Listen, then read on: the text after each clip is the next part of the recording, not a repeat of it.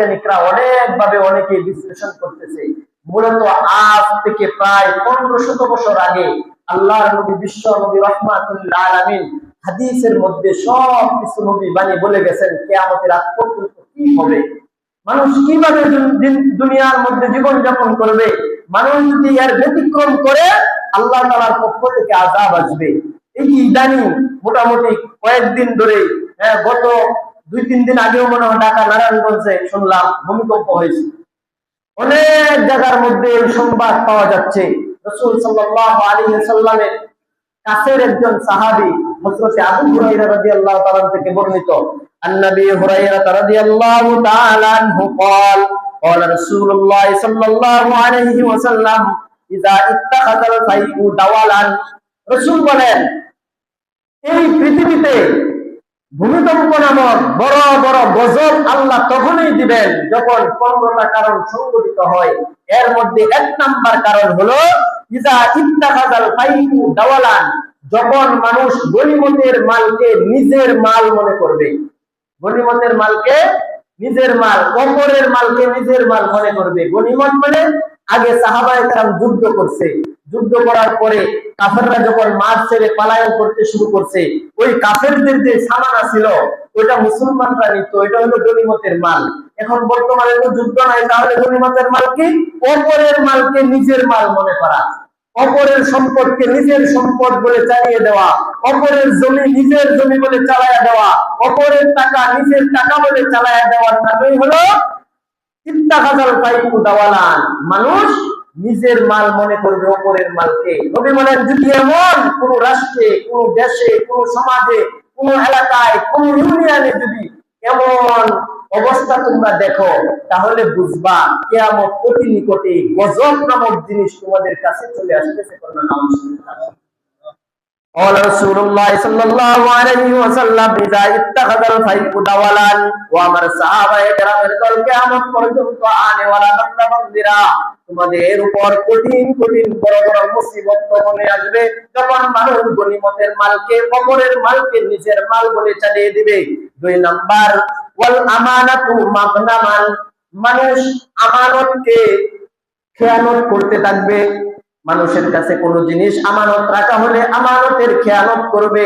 মানুষ আপনার কাছে কোনো জিনিস রাখবে, কিছুক্ষণ পরে আইসা আপনি অস্বীকার করে বেরোবেন। নবী বলেন, যদি এমন একটা দুর্ঘটনা, এমন যদি মানুষের ভিতরে 6 লাখ করে মানুষ যদি মানুষের আমানতের খেয়ানত করে আমানত যদি নষ্ট করে দেয়, তাহলে তোমরা জাতি যতদিন পর্যন্ত দুনিয়াতে থাকবা অপেক্ষা করবা, তোমাদের উপর ভূমিকম্প নামক বড় বড় গজব আমি আল্লাহ তোমাদের উপর দিয়ে দিব। 2 নাম্বার গনিমতের মাল। 2 নাম্বার আল আমানাতু মাগনামান, আমানতকে খেয়ানত করবে। আমানত মানুষ রাখবে। আগে মুরব্বীরা, আমাদের দাদাদের আমলে বা আরো আগে মানুষ জমি মাপতো না, কুড়া দিয়া বাঁশ দিয়া মাইকা মাইকা দিয়ে দিত, বলতো কাওলা করবেন না। কাওলার কেন? আমি তো জবানে বলছি তোমাকে দিয়েছি, আমার ছেলে সন্তান আমার আত্মীয় স্বজন এটার মধ্যে যাবে না। কাওলা কেউ বিশ্বাস করতো না, জবানটাকে মানুষ এত পরিমাণে বিশ্বাস করত। আর বর্তমান জবান তো আছে, লেখার পরে কাওলা করার পরে দলিল করার পরেও মানুষ বিশ্বাস করতে পারে না, কারণ জোর যার মূল্য তার। মুহতারাম হাজিরিন, নবী বলেন, ও আমার সাহাবীরা, ও কিয়ামত পর্যন্ত আনেওয়ালা বান্দা বান্দিরা, ওয়াল আমানাতু মাগনামান, আমানতকে যখন মানুষ নিজের মনে করবে, আমানতের খেয়ানত মনে করবে। আমানতের খেয়ানত বলতে শুধু অর্থ সম্পদ না, রাষ্ট্রীয় সম্পদটাও আমানত। রাষ্ট্রীয় অর্থ সম্পদ আমানত। রাস্তাঘাটের টাকা একজনকে দিছে, ইঞ্জিনিয়ারকে দিছে, কন্ট্রাক্টরকে দিছে রাস্তা করে দেওয়ার জন্য, এই টাকা আত্মসাৎ করে খাচ্ছে, এটাও আমানতের খেয়ানত। 10 বস্তা চাল উপর থেকে মঞ্জুর হয়েছে আপনাদের এই মহল্লায়, 10 বস্তা চাল 10 জনকে দেওয়ার জন্য। কয়জনকে? 10 জনকে দেওয়ার জন্য। যার হাতে আসছে 10 বস্তা চাল 10 জনকে দেওয়ার জন্য, উনি কি করছেন? 10 জন লোককে ডাকছেন, ডাকার পরে 10 জন লোক আসছে, 2 বস্তা চাল 10 জনকে বিলাইয়া দিচ্ছেন, আর 8 বস্তা সে খেয়ে ফেলছে। এটাকেই বলা হয় আমানতের খেয়ানত। আমানতের খেয়ানত। এই সবগুলো যখন নবী বলেন তোমাদের সমাজে, দেশে, মহল্লায় প্রকাশ পাইতে থাকবে, অপেক্ষা করো, ভূমিকম্প নামক বড় বড় গজব তোমাদের উপর আসতে থাকবে। নাউজুবিল্লাহ।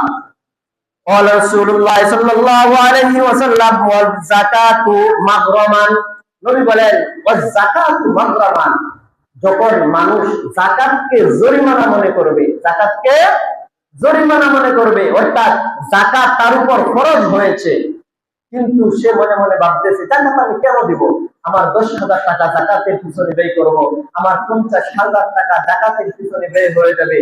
এই যে মানুষ যখন যাকাত দেওয়াটাকে জরিমানা মনে করবে, দিবে না। জরিমানা কাকে বলা হয়?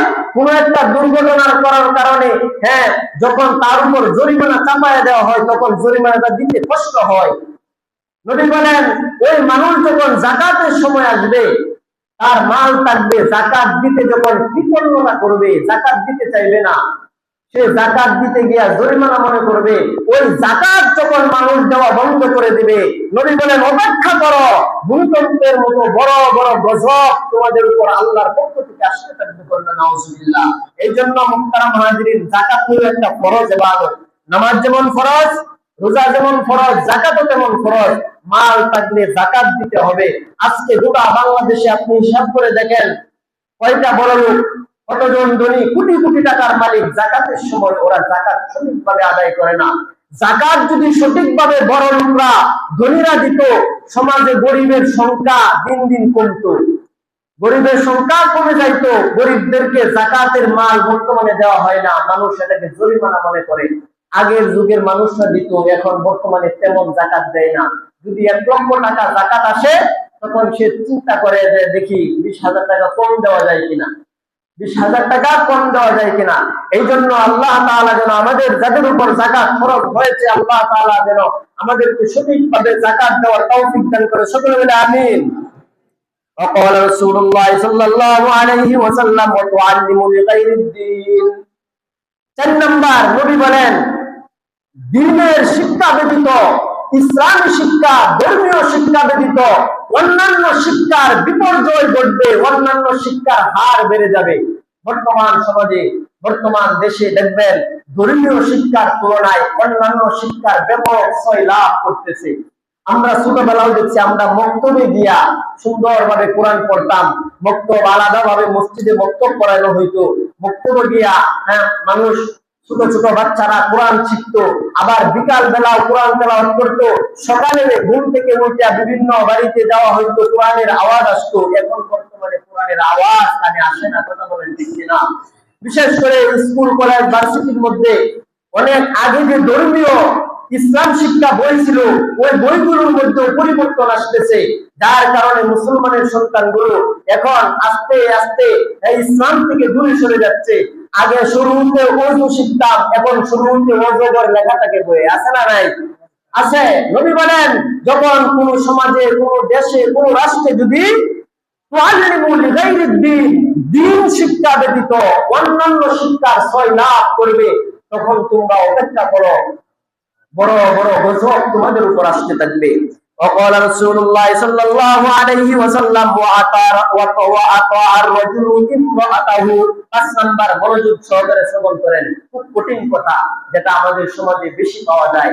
নবী বলেন ও আমার সাহাবীরা, কিয়ামত পর্যন্ত আনেওয়ালা বান্দা বান্দীরা, 5 নাম্বার হলো বড় বড় গজব আসার 5 নাম্বার কারণ হলো ওয়াআতা আর-রাজুলু ইমরাআতাহু, পুরুষ তার স্ত্রীর অনুগত্য করবে। কন্যা নাউজুবিল্লাহ।